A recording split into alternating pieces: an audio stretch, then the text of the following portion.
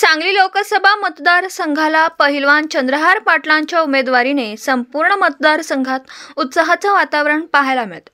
शिवसेना उद्धव बाळासाहेब ठाकरे यांच्याकडून यांना उमेदवारी घोषित करण्यात आली आहे। याच अनुषंगाने आज पत्रकार परिषद घेण्यात आली। तसेच उद्धव बाळासाहेब ठाकरे यांची उद्या मिरज येथे सभा आयोजित करण्यात आली आहे।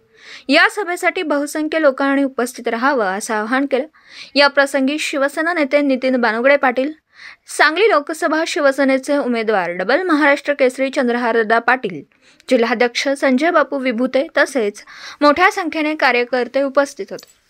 सांगली लोकसभा मतदार माझ्या पाठीशी आहेत, शिवसेनेचा उमेदवार डबल महाराष्ट्र केसरी पैलवान चंद्रहार पाटील यांचा विश्वास।